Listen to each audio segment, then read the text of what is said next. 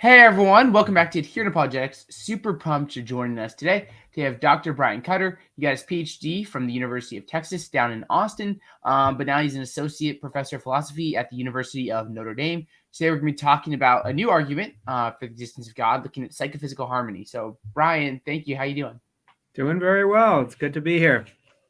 I'm excited to have you, and I gotta wonder before we get into all the psychophysical harmony stuff, like how is it toughing it out in these Indiana winters versus like down in Texas? Oh, it's pretty brutal. I don't know what's worse, the Indiana winters or the Texas summers, but we're making it through. So um, couple more months of it. yeah, I can't imagine what it'd be like up there. So today we're going to talk about not just like the weather in Indiana, but also like your argument from like psychophysical harmony. So it's a paper you wrote with Dustin Crummett, which is kind of like a new argument for God's existence. So to start off, Brian, do you want to talk a little bit about like who you are and what kind of got you interested in like developing this argument?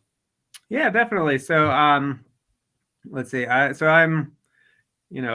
work mainly in philosophy of mind, a little bit of metaphysics. Those are kind of related areas, but yeah, mainly philosophy of mind is my area of work, which gets into issues having to do with the metaphysics of consciousness, the metaphysics of perception, things like that.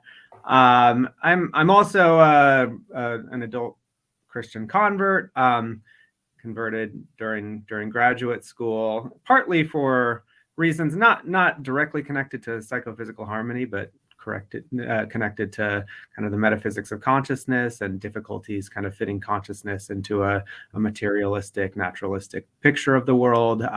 So I've long had interest in philosophy of mind, and those have always been kind of connected in my mind to theological issues, kind of big picture worldview, metaphysical issues. And let's see. So my advisor as a PhD was, or one of my co-advisor for my dissertation was Adam Pouts. And this issue of psychophysical harmony, it's actually an issue that comes up in Adam Pouts's work.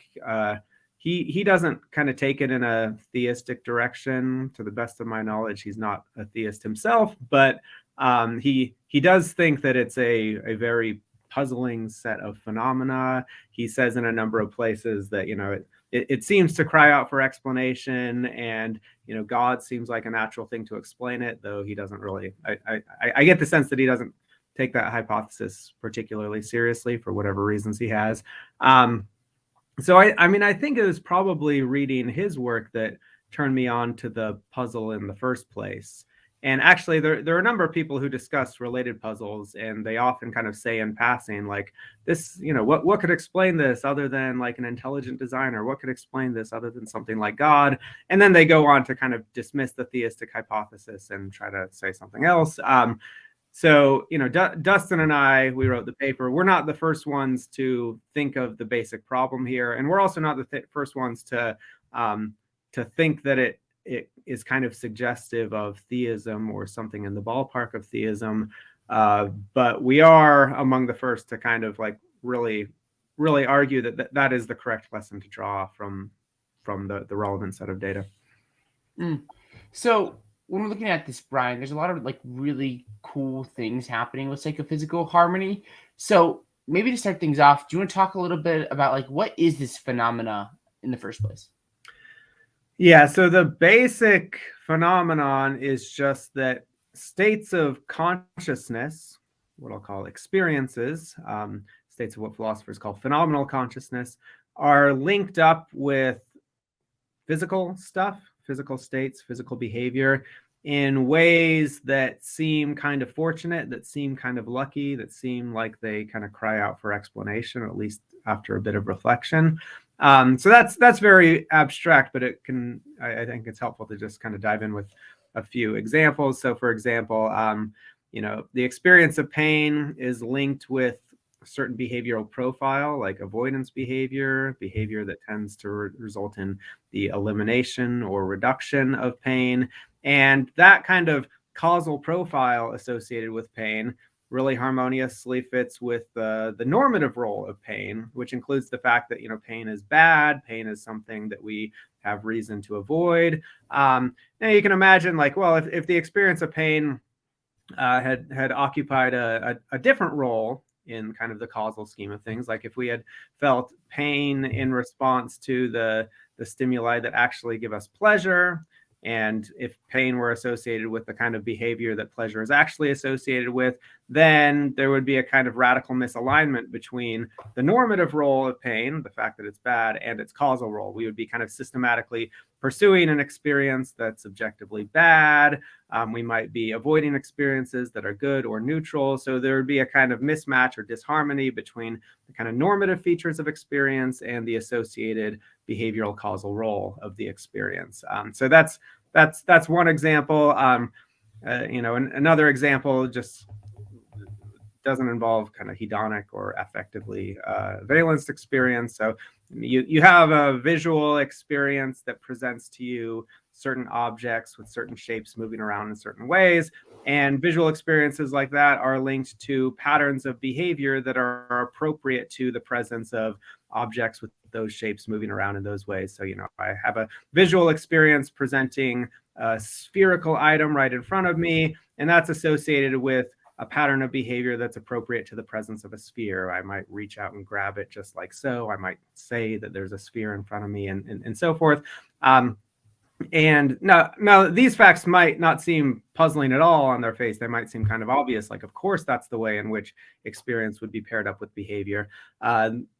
It starts to look a bit puzzling once we pair this fact with certain views about the metaphysics of consciousness. So in particular, if you think, as many philosophers do, that states of consciousness are distinct from anything physical, so they're distinct from patterns of behavior, they're distinct from physical processes in the brain, and you think that experiences kind of are not causally efficacious, so you think that they're epiphenomena, they result from underlying brain activity, but they don't themselves exert causal influence on your behavior or on your brain processes, then this kind of fortunate alignment of experience with behavioral roles looks kind of puzzling, because you can imagine all sorts of other worlds where the laws of nature mapped physical states onto experiences in different ways. And in those worlds, our behavior wouldn't be coherently lined up with our experiences. We might be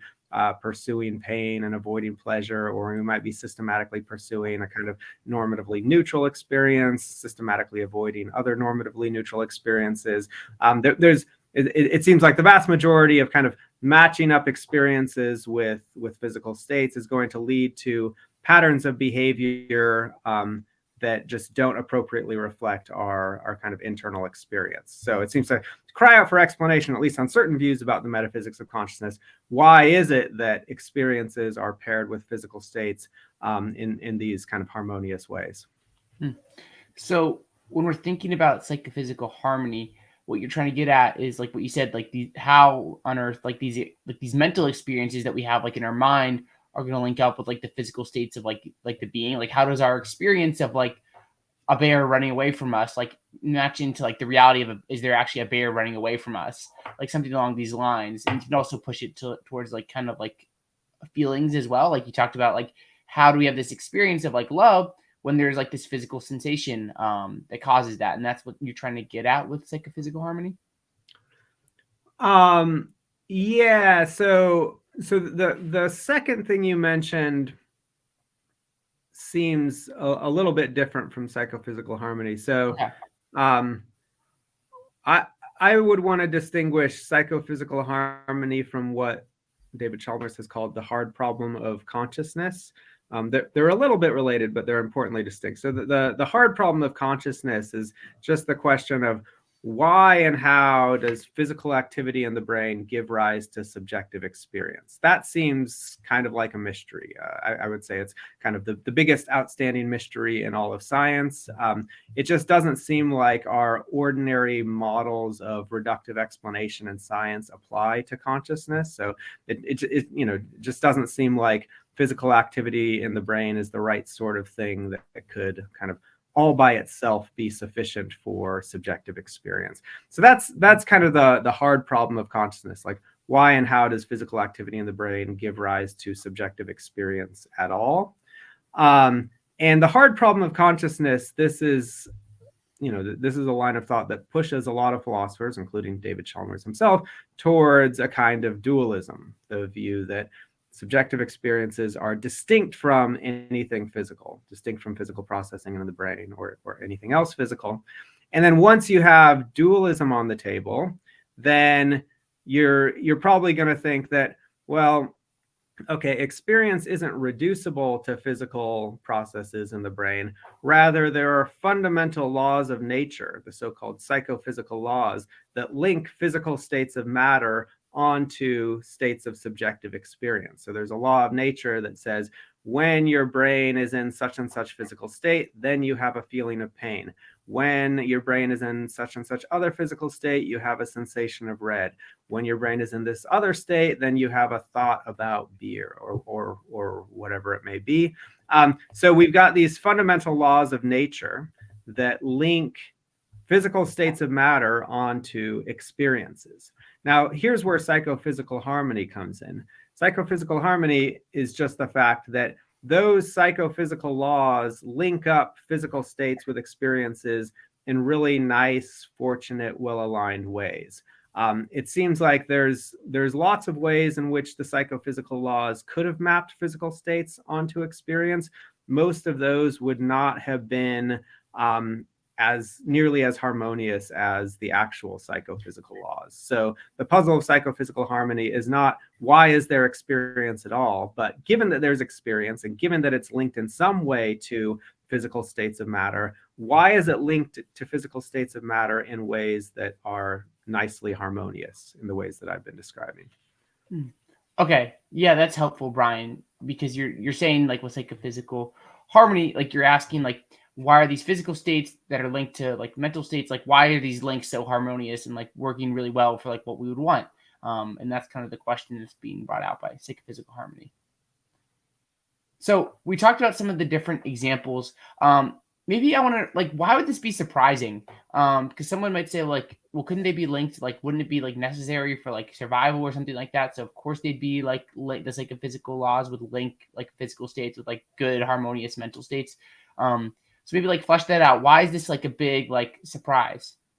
Yeah, so an initial first reaction is just, well, psychophysical harmony seems helpful for survival. And given that it's helpful for survival, you'd expect there to be just a nice, straightforward evolutionary explanation for why psychophysical harmony exists.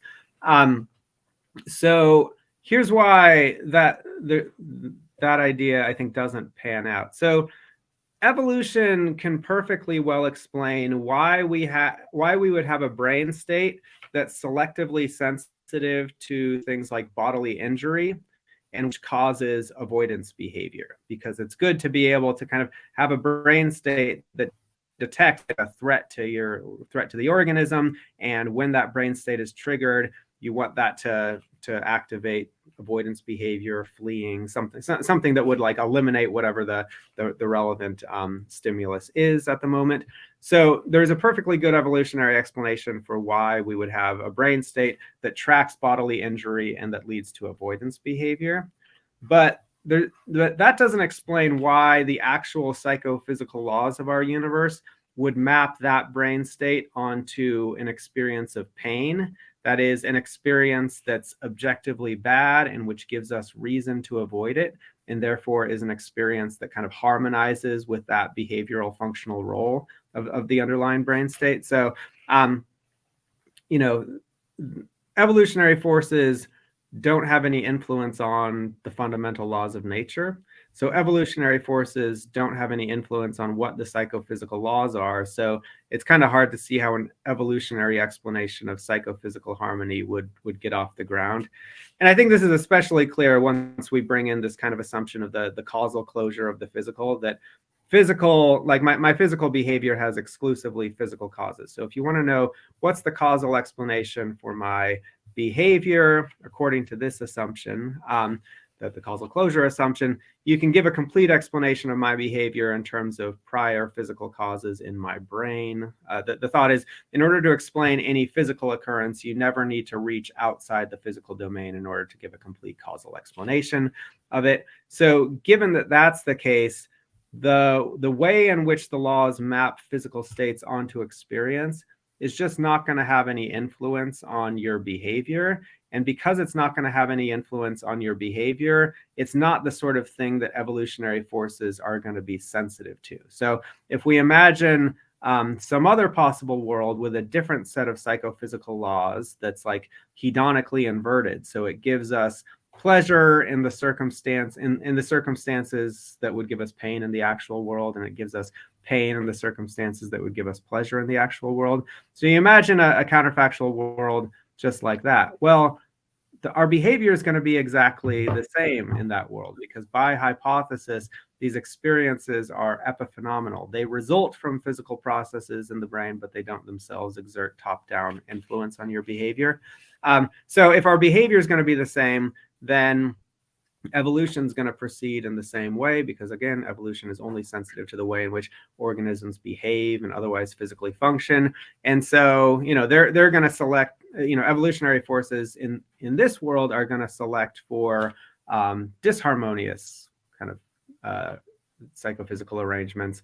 And so, evolution by itself doesn't explain why the psychophysical laws are the way they are. If the psychophysical laws had been different, then evolution would have pressured us towards a situation of psychophysical disharmony. Evolution, as far as I can see, just doesn't touch the problem. What I should explain is, given that there's this kind of lawful connection between the experience of pain and avoidance behavior, evolution gives us a nice explanation of why it is that we would feel pain in response to, say, bodily injury. Because, evolution explains why we would exhibit avoidance behavior in response to bodily injury. And if we assume that the experience of pain is linked to avoidance behavior, that's going to give us a kind of indirect explanation for why it is that pain is linked with avoidance behavior. But that's an explanation that presupposes normative harmony. It doesn't explain it doesn't explain psychophysical harmony. It presupposes that there's this harmonious link between pain and avoidance behavior. And given that, evolution would lead us to expect certain things. But the whole thing we want to explain is, why is there this kind of lawful link between the experience of pain, an experience that justifies avoidance behavior, and actual avoidance behavior? Why is there this nice alignment between what our experiences give us reason to do and what we actually do when we have those experiences? Okay, that's very helpful. So thanks for that, Brian. I like how you drawed on the idea that like when we're looking at like psychophysical harmony, we're really asking like, why are the psychophysical laws the way that they are? So it's like evolution, like evolution is only influenced by those laws. It doesn't like create the laws or anything like that, which I think is a super helpful distinction that hopefully people can see, because I think then when you look at like psychophysical harmony, it just makes you understand, like you're asking like, why are the laws the way that they are? Is that right? Yeah, so I think of the question of psychophysical harmony as fundamentally a question of why the laws are the way that they are. And as you said, one reason why evolution can't help with that question is evolution doesn't influence. Evolution has no effect on what the laws are. Mm-hmm. I think the way you put it was that evolution is influenced by the laws, but not vice versa. But with respect to the laws that we're talking about, namely the laws that map physical states onto states of consciousness, those actually probably wouldn't have any effect on the course of evolution, because the course of evolution would be influenced by the physical laws, that the laws that govern the evolution of the physical aspect of reality. The psychophysical laws, as we're thinking of them now, probably wouldn't have any influence on the course of the evolution of physical organisms, at least if we retain this assumption of the causal closure of the physical, that physical states cause experiences, but not vice versa. Mm-hmm. Could someone, Brian, like, is there any way that they could just like deny the laws like exist in the first place, referring to like the psychophysical laws? Because I'm trying to think of someone that here that would like want to like try to like say there's just no problem at all here. Is there any way to do that? Good. So there are a few different options here. I mean, typically this talk of psychophysical laws goes with a commitment to dualism. And someone could perfectly well reject the dualist assumption. So, and maybe in a little bit we can talk about that option. But the thought is, if you're like a materialist, you might say, well, the feeling of pain just is a certain physical state, or it just is a disposition to behave in certain ways, or something along those lines. And if what we have here is identity, just like we have two names for one and the same thing, then we don't need to postulate an extra law of nature to connect them. They're connected because they're just one and the same thing. We might have two different labels for them, but they're one and the same thing. And so there's not going to be like extra laws of nature connecting physical states to experiences on this kind of materialist view. So if you have that view, then yeah, you're going to reject all this talk of psychophysical laws. You're certainly going to reject the idea that there are these psychophysical laws that could have been different in all these in any number of ways. So that would be one way of rejecting my initial formulation of the puzzle. Though maybe eventually we can get to why Dustin and I think that doesn't really escape the problem. I mean, there's another option here. Well, I mean, I suppose you could be a dualist and think, well, experiences are distinct from physical states of matter, but there aren't laws connecting them. I don't really think that's that there aren't laws connecting physical states of the brain to experiences. I don't really think that's a plausible view, because there are obviously reliable, systematic, robust connections between physical states of your brain and subjective experiences, such that we can predict that if I stimulate your brain in certain ways, then you'll have such and such experiences. So there do seem to be law-like regularities in the connection between physical states of your brain and states of consciousness. So I don't think, from a dualist perspective, you could plausibly deny that there's anything like laws connecting the two. One possibility here, this is kind of an extreme form of materialism, is what's sometimes called illusionism, which says that subjective experience doesn't really exist. It's a kind of illusion. Now, on the face of it, that might seem like an incoherent view, because what is an illusion but when you have an experience of something that's not there? But if you have an experience at all, then that's experience. And so how could experience itself be an illusion? Illusionists have things to say in response. They'll say that, well, it seems to you that there's subjective experience, but the sense in which it seems to you is not an experiential sense. They'll cash that out in some other way. But anyway, I mean, I don't think this is a plausible view at all. I think we can kind of know with Cartesian certainty that there is such a thing as subjective experience. But if you denied the existence of subjective experience, then you wouldn't have a puzzle at all. You would completely dissolve the puzzle, because the puzzle is just the apparent fact that experiences are linked with physical stuff in these nice harmonious ways. But if you deny the existence of subjective experience at all, then it follows that subjective experience isn't linked up with physical states in harmonious ways, and so there's just nothing to explain. So that would be a way of kind of dissolving the puzzle or sidestepping the puzzle. I think that's probably the least plausible response to the puzzle, just because it denies the existence of something we can know with absolute certainty. I mean, here I kind of follow the lead of Descartes, who thought, like, may at least at the beginning of the meditations, thought, maybe I can't know with certainty that I have a body. Maybe I can't know with certainty that there's a physical world at all. But at least I can know that, like, I exist and I'm thinking and I have I'm conscious. I have my subjective experiences. I kind of agree. Like, we can know that with basically absolute certainty. It's more certain than anything else. So a response to the problem of psychophysical harmony that involves denying that thing, that one of the few things we can know with absolute certainty, that just seems like a non-starter to me. So, like, if I'm understanding you right, it's like someone could possibly maybe be like an illusionist physicalist. Maybe they can get around like psychophysical harmony. Obviously, that comes around with all other kinds of problems that you were talking about here, Brian. Do you think other forms of physicalism can get around psychophysical harmony, or is it going to have to be a view that which kind of like denies the existence of these like mental states? Is that like the only way you can kind of get around it? Yeah, so that's a good question. So yeah, a little bit here is going to depend on what we mean by getting around psychophysical harmony, Yeah. or whatever the actual phrase was. So there are some views that would deny the alleged datum of psychophysical harmony, or at least parts of it. So here's a view you might have, and maybe some, there are materialists who are inclined to this view. You might accept normative error theory.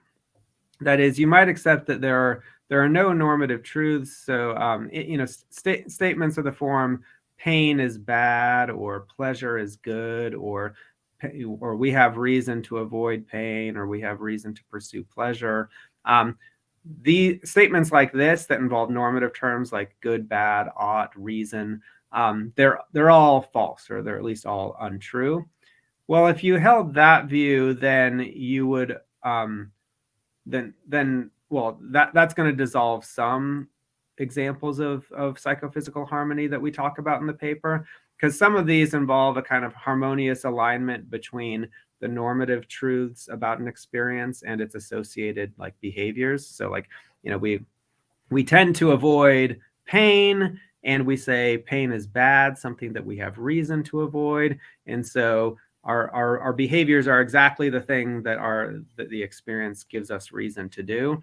But if you're a normative error theorist, then you think, well, actually, we don't have reason to avoid pain. Pain isn't bad. And if pain isn't bad, then there's not this nice alignment between the normative truths about pain and the descriptive role of pain, because there just are no normative truths about pain. So if you held that kind of view, you would avoid some kinds of psychophysical harmony that we talk about. So there's 2 points to make in response to this line. So one is that it doesn't avoid all the examples of psychophysical harmony that we talk about. So in the paper, we distinguish 2 main kinds of harmony. One is this normative kind, where we've got this nice alignment between the descriptive role of an experience and its normative role. The other is what we call semantic harmony, and that's the kind of harmony that occurs when experiences are paired with physical states in ways that induce a semantic correspondence. Like, so an example is, maybe I have a visual experience of a smooth white expanse against the backdrop of a smooth black background. And I report this experience by saying, I experience a smooth white expanse against a smooth black background. Okay, so my report is true. Okay, so my report is a bit of verbal behavior. My experience is this subjective thing, and my experience is linked up with my physical reports in ways that make that report true. So this is semantic harmony, because here experience is linked up with patterns of behavior in a way that induces a semantic correspondence. The experience makes the verbal report true. So you can think, like, imagine the psychophysical laws had been such that they gave me an experience of kind of chaotic TV static, kind of TV static like experience, when I'm disposed to report that I'm having an experience of a smooth white expanse or something like that. Well, then my report would be untrue. My report would not reflect the actual structure of my experience. So under all these kind of alternative psychophysical laws, I would have experiences that don't match up to the verbal reports that I'm disposed to make. And so we would have a kind of psychophysical disharmony there. Now, notice this idea of a semantic correspondence, that I have experiences of just the right kind that make my verbal reports true. That's not a normative notion at all. Nothing in that characterization involved words like good, bad, ought, reason. It didn't involve normative vocabulary at all. So even if you accept normative error theory, as long as you believe that there is such a thing as like true and false reports, it would be pretty crazy to deny that, then you have to accept that, our experiences are linked up with physical states in such a way as to make many of our verbal reports true. that didn't have to be the case, at least given our dualist assumptions. So there's something here that kind of cries out for explanation. And that's true even if we're normative error theorists. So even if we completely ignore all the cases of normative harmony, there's still this big class of examples of semantic harmony that response just doesn't even touch. So that's the first thing to say in response to the normative error theory response. The second point to make is that the normative error theory response is just wildly implausible, or at least that's what we think. It seems to be about as obvious as anything in philosophy that excruciating pain is bad, that some forms of pleasure are good, that some beliefs are justified by certain perceptual experiences. So certain just like very basic normative claims like excruciating pain is bad just seem like pretty obvious starting points to any philosophical project. If in order to escape some argument, you end up having to deny that excruciating pain is bad. I feel like you're in a pretty bad position. Like the correct approach to philosophy is, you start with the seemingly obvious starting points, the things that seem just kind of blindingly obvious before doing much philosophy, and you try to hold on to those unless those push you to something even less plausible, like even more counterintuitive. And in this case, I feel like nobody is being forced to accept the crazy thesis of normative error theory. Like maybe you feel pressure to do that if you want to hold on to something like naturalism or something like atheism, but those views are not so radically plausible that when it comes like if it came down to a choice of like holding on to your naturalism or holding on to the belief that excruciating pain is bad, like you shouldn't choose to hold on to your naturalism. That's just an irrational way of resolving that tension. Okay, this has been super helpful. So thank you, Brian. So we talked a little bit or a good bit about like what psychophysical harmony is and like what the laws are and like what's happening here and why it's a problem. So going from psychophysical harmony, so we like there is this like relationship between like the physical stuff and the mental stuff that's very harmonious. How do we get to theism from psychophysical harmony? Good. So the way we present the argument in the paper, it's basically a Bayesian argument. And for viewers who aren't familiar with the Bayesian framework, this is basically a formal framework for reasoning in a kind of probabilistic way on the basis of new evidence. So maybe it'll help if I say a few just kind of basic facts about the Bayesian framework. So in Bayesian ways of thinking, when you get some new piece of evidence, the Bayesian framework tells you how you should update your beliefs on the basis of new evidence. So here, let's imagine we're comparing two different hypotheses, theism on the one hand with kind of naturalistic atheism on the other hand. And we want to know how to adjust our attitudes towards these two hypotheses in light of this evidence of psychophysical harmony. Well, the way we would think about this in the kind of Bayesian framework is we'd ask, first of all, how likely is this datum conditional upon theism? And we'd also ask, how likely is this datum conditional upon naturalistic atheism? And then the key point of the Bayesian framework is we want to look at the difference in those two likelihoods. So in particular, if the data is much more likely on theism relative to naturalistic atheism, then the data is going to tend to confirm or raise the probability of theism relative to naturalistic atheism. And that's what we argue is the case here. So first of all, we argue that kind of a priori, psychophysical harmony was very much not to be expected given naturalism. The argument for that is there's this huge number of kind of conceivable sets of psychophysical laws, that is, conceivable ways of mapping physical states onto experiences. And the vast majority of those, we argue, would be disharmonious. In other words, if for the vast majority of possible psychophysical laws, if our world had been governed by those psychophysical laws, we would not have had anything like the degree of psychophysical harmony that we find in our world. Now, at this point, you might say, okay, fine, but even if most sets of psychophysical laws would have been disharmonious, it doesn't follow from that psychophysical harmony is very surprising or very improbable on naturalism, because it could be that the simplest psychophysical laws would be harmonious. And it's often thought that there should be some kind of a priori bias towards simpler theories or simpler sets of laws. This is one way of cashing out the idea of Occam's razor, that we should kind of all else equal prefer simpler theories or simpler sets of laws. So if it were the case that the simplest sets of psychophysical laws would lead to psychophysical harmony, then I would concede that psychophysical harmony is not all that surprising given naturalism.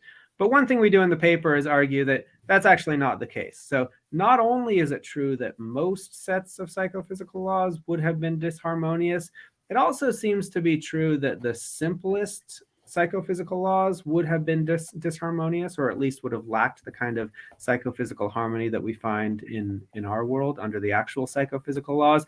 So there are a lot of possible psychophysical laws that would have been much simpler, it seems, than those that prevail in our world. So, consider a set of psychophysical laws that, maps every physical state onto the same kind of uniform gray phenomenology, or that maps each physical state of your brain onto a slightly different TV static experience, with maybe, where the exact pattern of TV static somehow corresponds to the exact physical structure of your brain.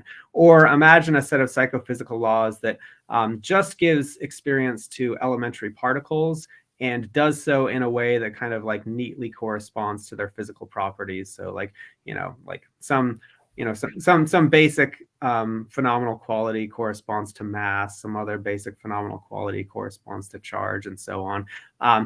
And so, in this world that has very, very simple psychophysical laws, it's only subatomic particles that get experiences. Macroscopic objects like brains and physical organisms don't get subjective experiences.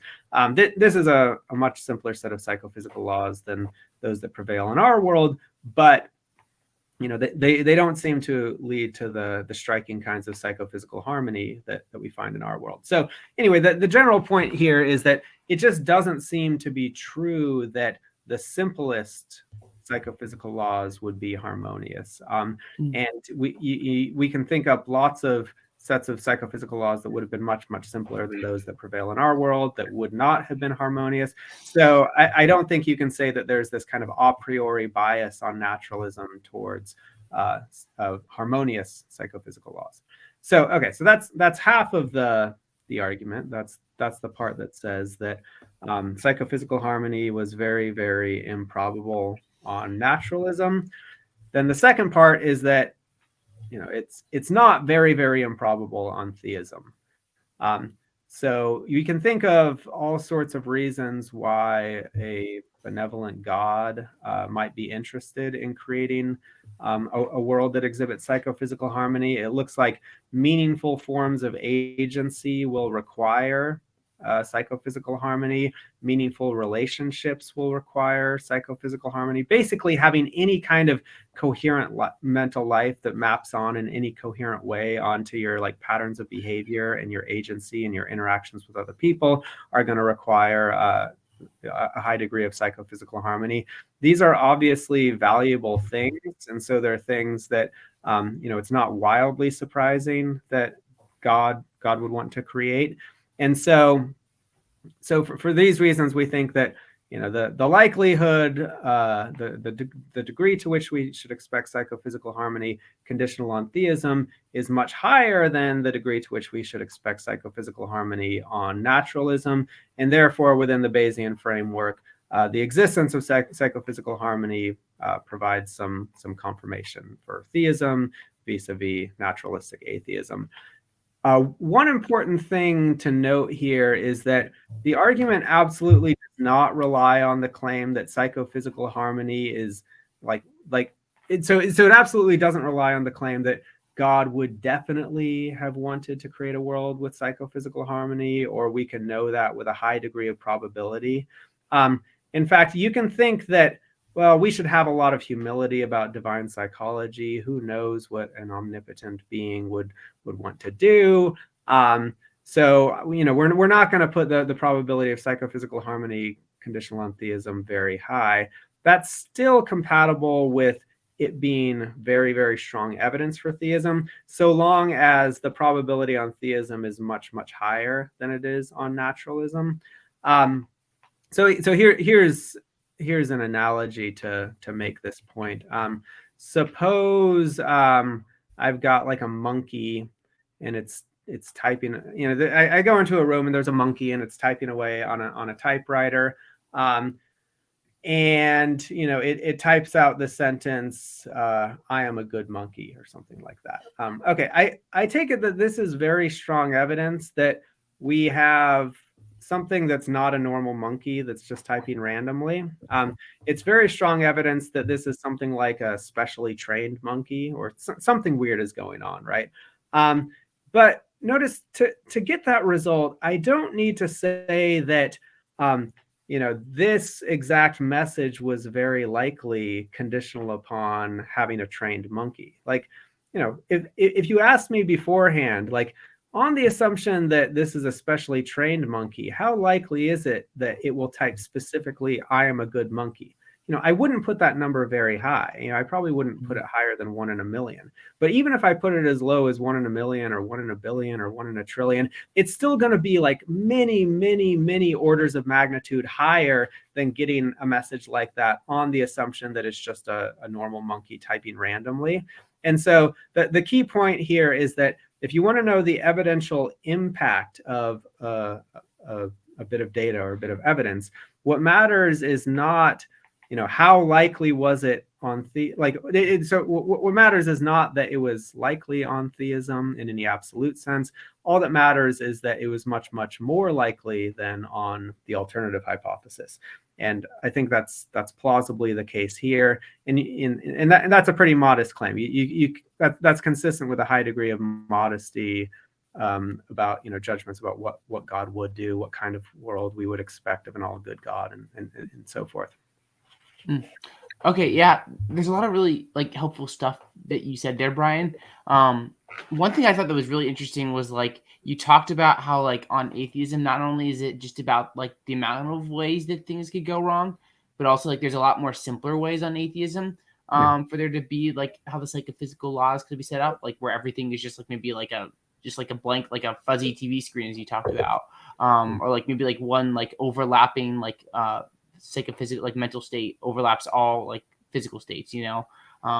I find that really interesting. I think that's helpful for people to kind of realize that when we're talking about psychophysical harmony, it might be stronger than your traditional fine-tuning argument, because maybe you could make an argument that we have a very simple set of natural laws over some overlapping theory, but it seems like with psychophysical harmony you couldn't find some ultimate theory that explains all the diversity of how the laws are set up.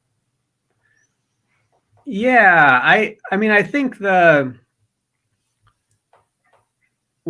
the first point to make is there definitely is an analogy between the traditional fine-tuning argument and our psychophysical harmony argument.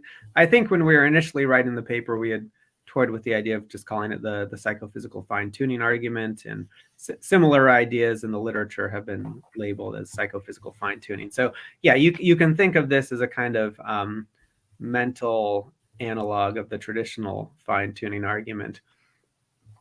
I mean, in one way, well, yeah. So there definitely is an analogy in that in both cases it seems like the laws or certain physical parameters could have been different in any number of ways, and it seems like intuitively most of the ways in which they could have been different would have led to either no life in the one case or lack of psychophysical harmony in the other case. And so it seems very unlikely, conditional upon naturalistic atheism, at least given a single universe, that our world would exhibit the relevant fortunate feature. And comparatively, it seems much more likely on theism. So there's definitely an analogy there.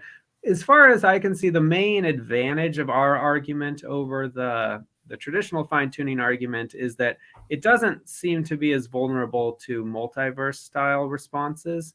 So the traditional fine-tuning argument, probably the most important challenge to it is the multiverse response, which just says, well, we can explain why we find that our world is fine-tuned for life by proposing that maybe there's a very large multiverse. So there's a large and varied collection of universes that maybe differ amongst themselves with respect to the values of these different fundamental physical parameters. And the vast majority of them are not life permitting.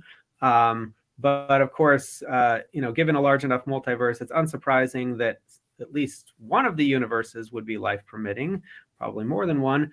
And, given that you need to be alive in order to observe a universe at all, it's no surprise that we find ourselves in one of the life permitting ones, even if the vast majority of universes in the multiverse are not life permitting.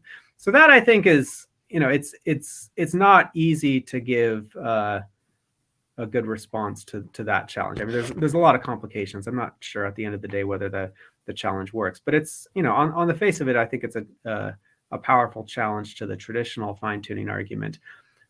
By contrast, I don't think that response is going to work in response to the psychophysical harmony argument. And here's why. So in order for a multiverse style response to work, you need two things to be in place. First of all, you need a big enough multiverse such that it's unsurprising that, at least some of the universes would have the relevant feature.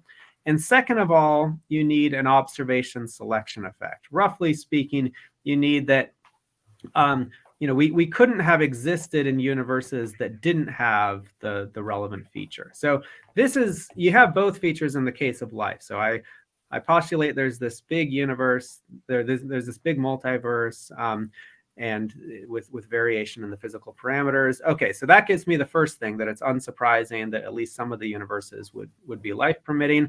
I also have the second thing. I also have the observation selection effect, because you need to be alive in order to be observing universes in the first place. Okay, so that gets us that it's unsurprising that we would find ourselves specifically in one of the life permitting universes, even though the vast majority of universes in the multiverse are not life permitting.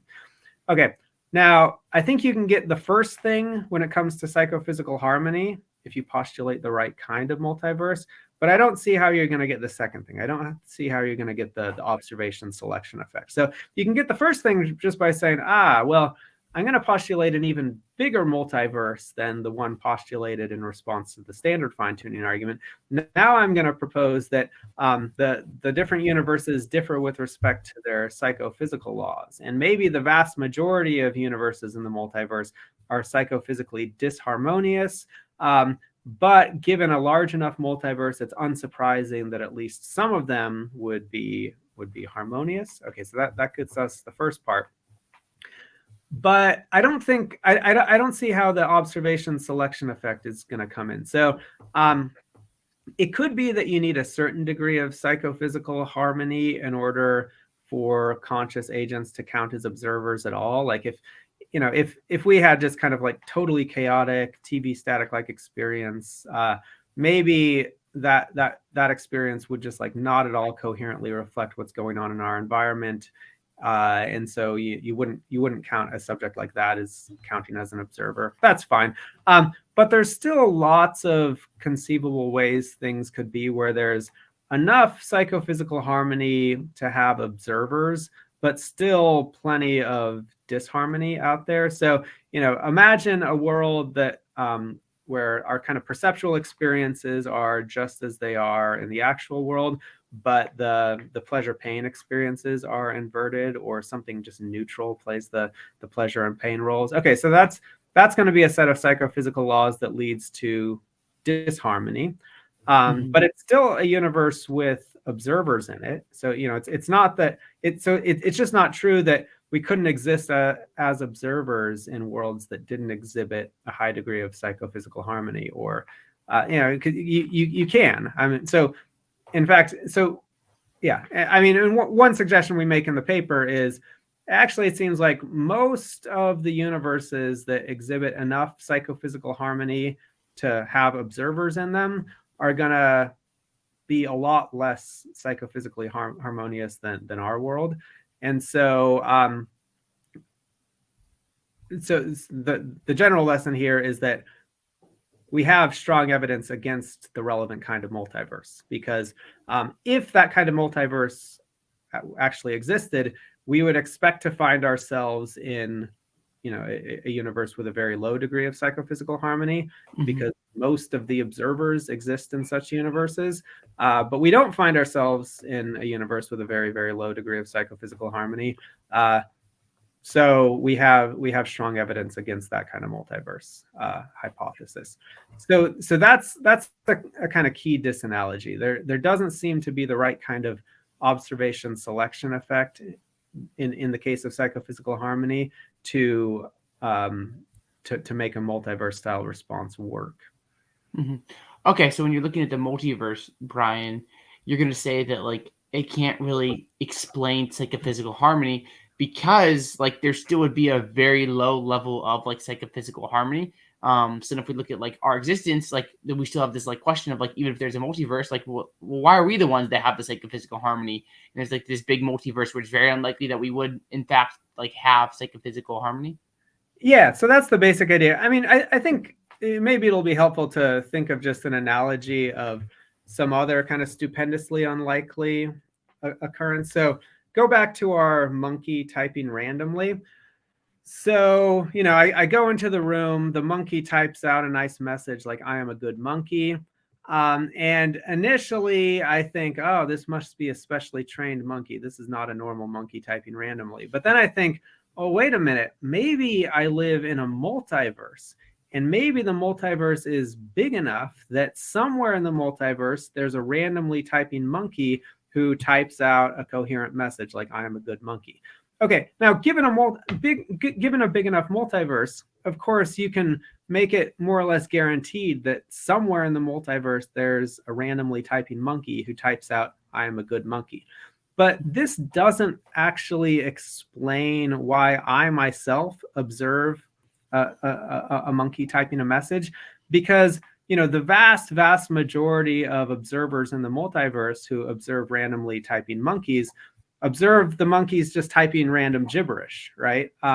So conditional on this multiverse hypothesis, it's still just staggeringly unlikely that I myself would observe a monkey typing a message, even though I can get the result that, there definitely is a monkey that somewhere in the multiverse that's typing a coherent message. It doesn't predict that I myself would observe a normal monkey typing a coherent message. And so it just doesn't predict the data.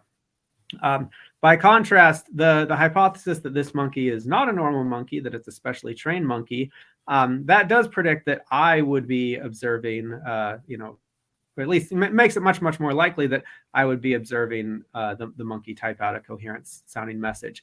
And so, so the hypothesis that it's a specially trained monkey is just dramatically confirmed over the multiverse random monkey hypothesis. And the key point here is that with the randomly typing monkey, there's just not an observation selection effect, and so you don't get the result that given the multiverse, it's much more likely that I would be observing a monkey typing a coherent message. And that's relevantly analogous to the case of psychophysical harmony. There, we don't have the observation selection effect. So even though the multiverse will deliver the result that, somewhere in the vast multiverse, we have a harmonious universe, it still doesn't make it at all likely that we ourselves would be observing a harmonious universe. Okay. That's super helpful, Brian. So thank you. So we talked about the multiverse. Why doesn't this argument need to like assume dualism? So I know you talked about this a little bit, but I'd like to go a little bit more into this. So like a lot of the times in this interview, you've talked about like physical brain states and like mental states, and people will be like, well, isn't that just like assuming dualism here, where you have like a physical and a mental? So what would you think about that? Good. So the key point here is just that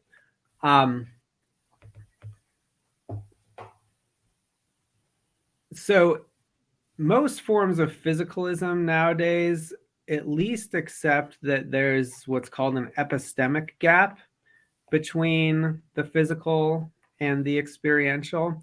In other words, they don't think that there's any like a priori connection between the physical description of how you're behaving or what's going on in your brain on the one hand, and the fact that you're experiencing such and such subjective sensations. So they think that there's an epistemic gap. They agree with David Chalmers and these other people that there's no kind of a priori connection between the physical truths and the truths about experience. They just say that the epistemic gap doesn't show us that there's an ontological gap, doesn't show us that there's like real distinctness between these things. But the way we argue will work so long as we accept that there's an epistemic gap. And the basic point here is just that, it's a Bayesian argument that starts with epistemic probabilities, like given naturalism, what kinds of psychophysical correlations should we expect? Given theism, what kinds of psychophysical correlations should we expect? And when we ask that question, we're just talking about what's epistemically more or less probable given certain assumptions. We're not yet making any assumptions about what's metaphysically possible or not. And even if these kind of alternative psychophysical correlation patterns maybe aren't metaphysically possible, it still seems reasonable to assign them some kind of epistemic probability because they're coherent epistemic possibilities. They're things we can't rule out with a priori certainty. So they're kind of within the space of epistemic possibilities. They're things that we can legitimately assign epistemic probabilities to.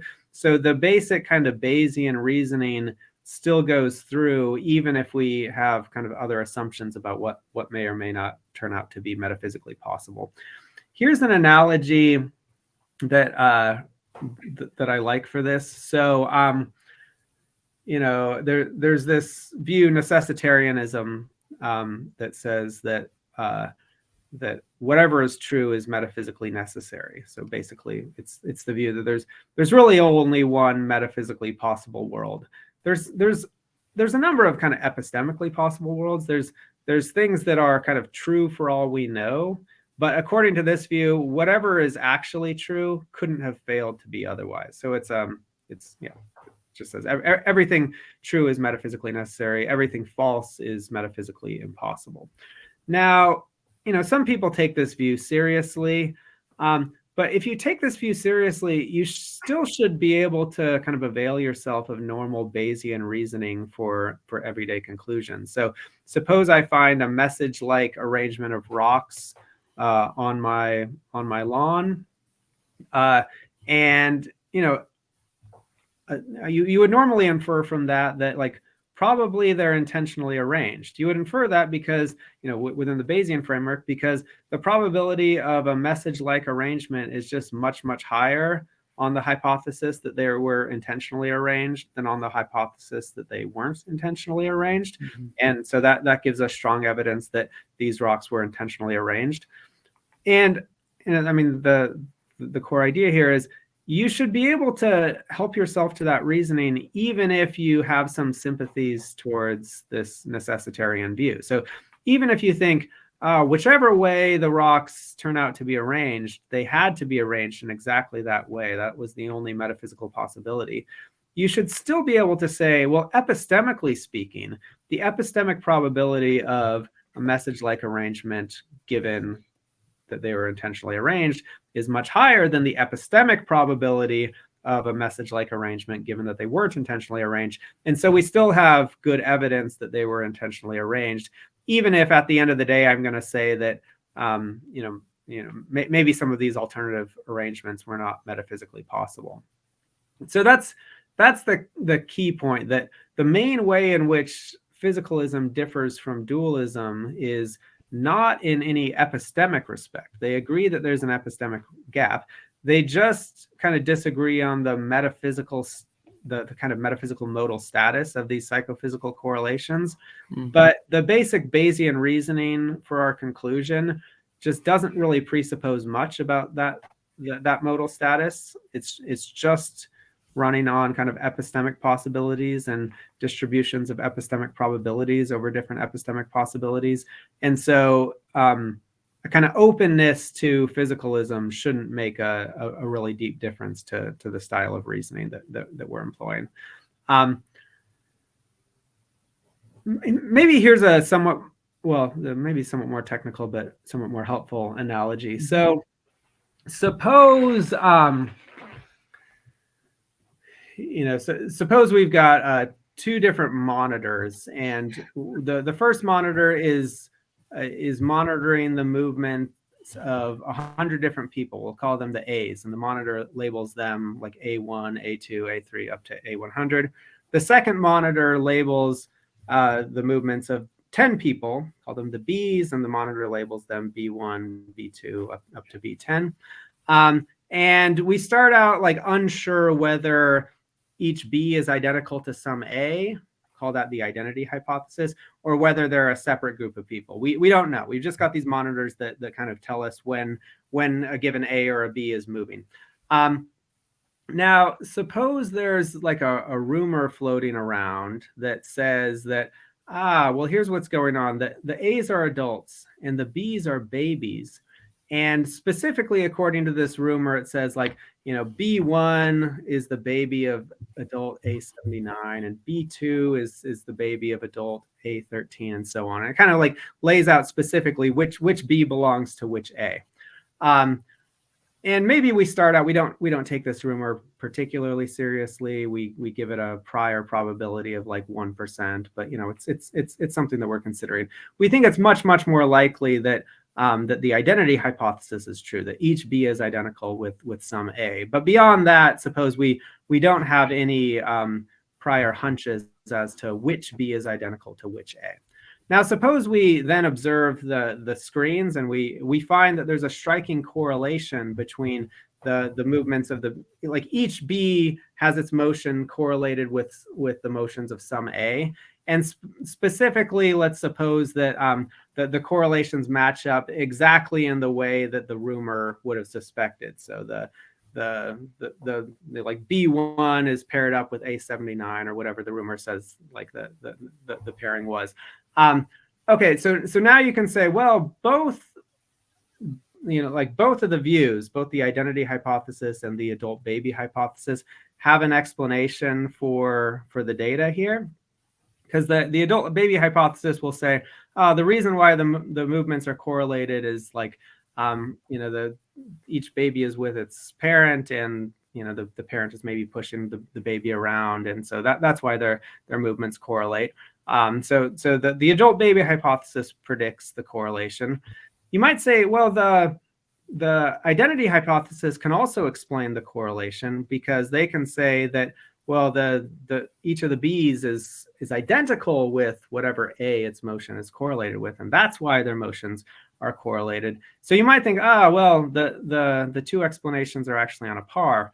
But actually, if you do the Bayesian calculations, it turns out that the identity hypothesis is just dramatically disconfirmed in this case, because the identity hypothesis, what it predicted was that that each B would have its motions correlated with some A, but it didn't predict specifically that the motions of the B's would be correlated with these A's in particular. And actually, if you kind of do the combinatorics, it was very, very unlikely that the motions of the B's would be correlated with those A's in particular, whereas that was the correlation pattern specifically predicted by the adult baby hypothesis. So even though both sides can kind of explain why we have this correlation, the general identity hypothesis doesn't predict specifically that correlation, whereas the alternative hypothesis kind of specifically predicted that correlation. Okay, that's an elaborate example, probably more elaborate than was worth getting into, but the general lesson here is that you can imagine two different hypotheses or two different attempts to explain the harmonious psychophysical correlations. On the one hand, it might be that something like theism is true, and God designed the psychophysical correlations to to exhibit harmony. That's one hypothesis. The other is that each experience is identical with some physical state or other. Now, the key point is that theism predicts specifically harmonious correlations, whereas the general kind of physicalist hypothesis doesn't predict specifically harmonious correlations. It just predicts that each experience will be correlated with some or other physical profile, but a priori it doesn't predict that it'll be correlated in a harmonious way rather than any of the other kind of epistemically possible disharmonious ways. And so it just looks like the kind of specific correlation patterns we find that exhibit harmony are much better predicted by a kind of theistic design hypothesis than they are by a kind of generic physicalism. Generic physicalism just predicts a correlation between each experience and some or other physical state, but it doesn't specifically predict the harmonious correlations that we find. Mm-hmm. Okay, yeah, that's very helpful, Brian. So I appreciate that. One more objection that I'd like to look at, and I find this kind of interesting, is thinking about idealism. Mm-hmm. So in an idealist like worldview, everything is mental. Like mind are the product of mind, and like there's even like naturalistic like idealists like Bernardo Castro. Could this provide any way, maybe like for like a naturalist or an atheist that looks at psychophysical harmony is like, wow, this is really powerful evidence for theism. I want to find some sort of way to almost like lessen the blow of the power of this argument. Like, could idealism like be a way out, or like to help like the naturalist like kind of make sense of psychophysical harmony? What are your thoughts there? Good. So I think it's going to depend a lot on the version of idealism that we're looking at. Mm-hmm. And I guess my general thought is, there are some versions of idealism that might qualify as naturalistic, but they're not going to solve the problem.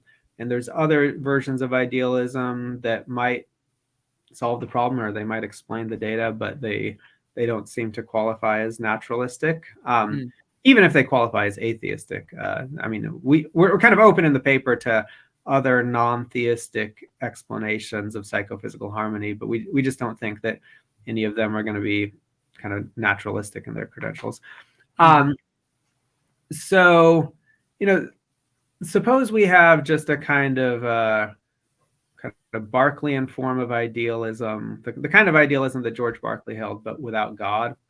So we've got a bunch of minds, like there's my mind, there's your mind, there's all the different kind of finite human minds, but there's no God in the picture who's kind of orchestrating our different experiences. Well, this view I think is just a non-starter, because like there's all sorts of just like weird coincidences in the way experiences are patterned that, like, if you don't have God to explain the coincidences, it just looks unbelievable. So, for example, like why is it that my experiences are suggestive of a kind of single independent world viewed from like different perspectives at different times, that's kind of stable over time? If you have God to kind of like give us a stream of experience that is kind of designed to be suggestive of a kind of stable independent world, you can explain that. If you have a stable independent world that's causing our experiences, as on the non-idealist view, then you can explain that. But if you don't have God in the picture, you just have the minds, and it's kind of fundamental that they just have certain experiences. It's kind of, it seems like a weird fluke that we would have experiences specifically of a kind that are kind of suggestive of a stable independent world. Another kind of related coincidence is like the experiences that I have and the experiences that other people have are kind of suggestive of the same stable independent world viewed from different perspectives.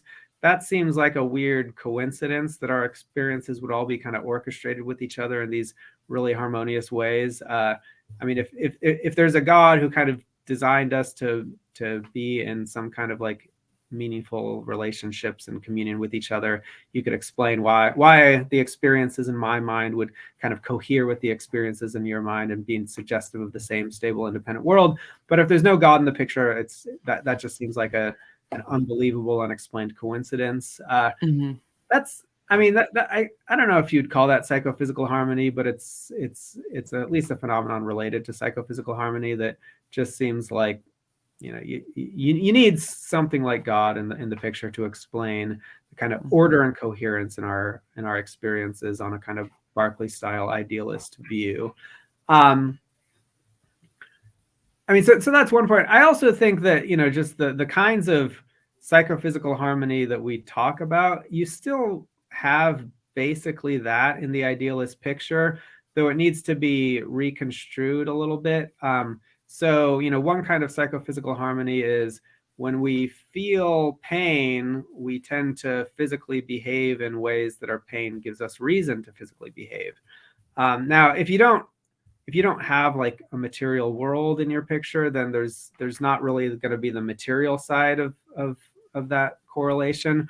But there's at least going to be the experiences of behaving in certain ways, and so we can recast the psychophysical harmony in terms of a harmonious correspondence between our hedonic experiences and the behaviors we experience ourselves as performing, or the behaviors that others experience us as performing. Actually, I mean, idealists will say that it's true that we kind of have bodies and we physically behave in certain ways. They'll just kind of ground those facts and facts about experience. But here, we'll still have a kind of lucky seeming correlation between our hedonic experiences on the one hand and the patterns of behavior that are grounded in other sensory experiences that we have, that would cry out for explanation.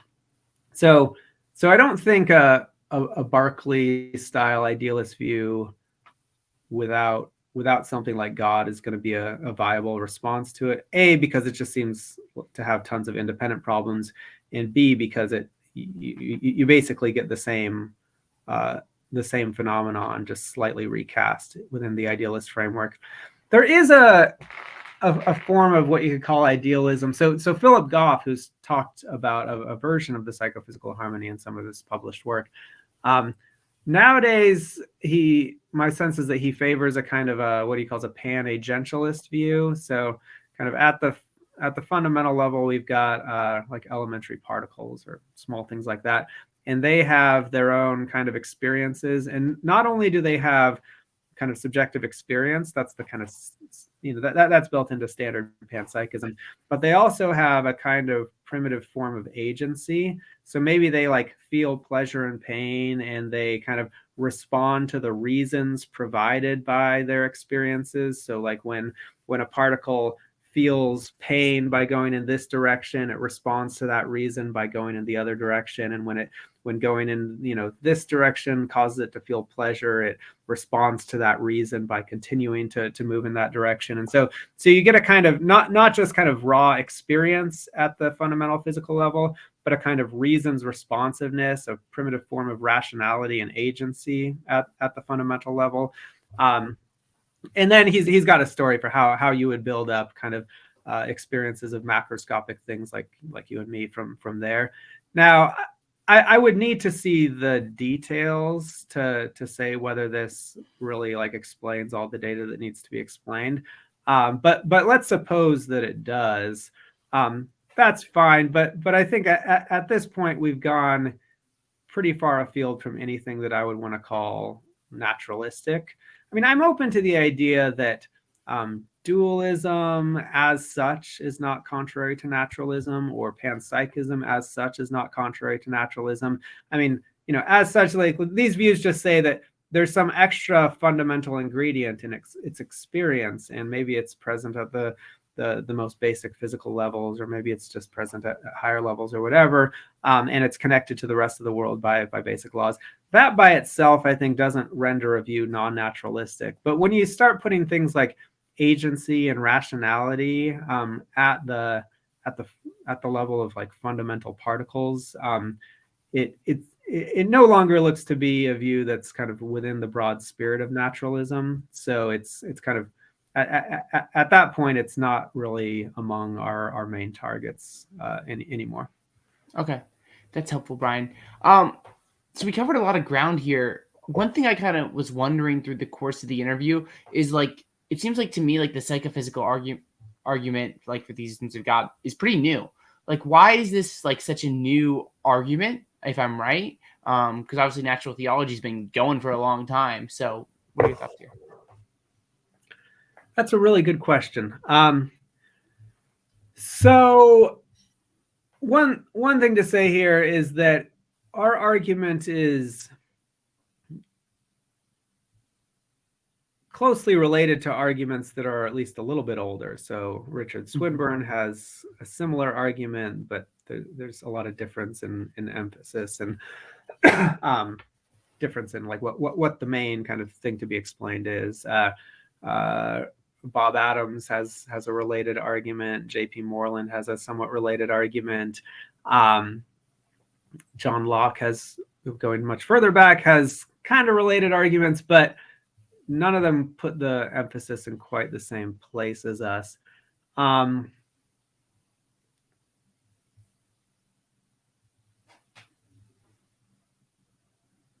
Yeah, that's a good question. I'm just kind of spitballing here. So, part of the puzzle is related to stuff that William James talked about like over 100 years ago. And it's stuff that David Chalmers has talked about and a number of like secular philosophers of mine. But I think often people have thought that it's just a puzzle if you accept a certain kind of dualism. And specifically, people have thought like it's mainly a puzzle if you accept kind of dualism together with causal closure of the physical. And if the puzzle relies on strong assumptions like that, then maybe it's not so natural to think of it as a strong argument for theism, just because you could you could just drop those strong assumptions and escape the argument that way. So one of our contributions is to argue that dropping those assumptions doesn't actually solve the problem, but that's a relatively subtle point, and so maybe it's not terribly surprising that others didn't see it. And another reason is epiphenomenalism in particular is probably, I don't know, I think that theists typically don't accept it. I don't accept epiphenomenalism.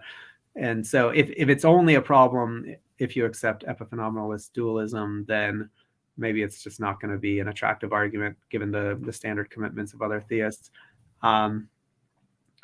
But yeah, that's a good question. I'll continue to think about that. Of course, one explanation of why your fancy new argument hasn't been thought of before is other people just like maybe thought of it and realized it was a bad argument. So that's always a possibility on the table.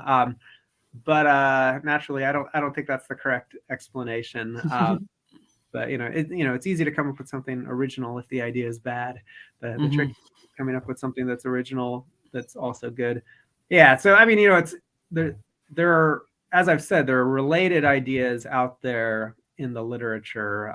So it's not like we just like came up with the whole thing whole cloth. Our original contribution is relatively modest. It's kind of actually pushing it in the direction of a theistic argument rather than mentioning in passing that like one could take it in that direction. And B, kind of making much clearer what assumptions the argument actually relies on. And yeah, and a few other things. I mean, also I think are a notable contribution of the paper is pointing out a significant advantage over the standard fine-tuning argument, specifically in connection with the multiverse point, that it's not as vulnerable to multiverse style responses. But yeah, I'll continue to think about that. That's a good question. Yeah, I mean, it definitely is interesting to think about, Brian, because I think like the argument kind of like you said, it builds off of other things and other ideas, and that's kind of like how progress is made. Is like you're looking at like William James and Richard Swinburne and all these other people, and kind of building off of them to create something new. So I appreciate your humility and not being like, well, I'm just a freaking genius and I just got it all figured out. But at the same time, showing like, yeah, you built it. So it's super cool. So anything else, Brian, you want to say with regards to like psychophysical harmony or whatnot before we wrap up today? Yeah, nothing springs to mind. Well, thank you so much for coming on today. I really appreciated your time, and I learned a lot just thinking through the argument. So how can people like follow you, connect with you, things like that? Yeah, so I guess maybe the best place to go is, I've got a Phil Papers page. Phil Papers is a website where professional philosophers put their philosophy papers. There's Phil Papers, Phil People. If you just Google my name and Phil Papers, my profile will come up. I've also got a website that also should come up on Google, where I post all of my papers, including some works in progress and abstracts and things like that. I guess those are the main two ways. I don't maintain a hugely public presence, but I do, there's those two websites where you can follow my work if you're interested. Well, Brian, thank you so much for coming on today. I'll leave a link down below where people can follow Brian, connect with him and his work and whatnot. And thank you everyone for tuning in. If you're new here, I encourage you to subscribe, leave a like, all that fun stuff. Really appreciate your support. And if you value what we do, consider becoming a patron at patreon.com/shouldyouhearnapologetics. But Brian, thank you so much for coming on today. It's been a great time. Thank you. Thank you, everyone, and God bless. We'll catch you next time.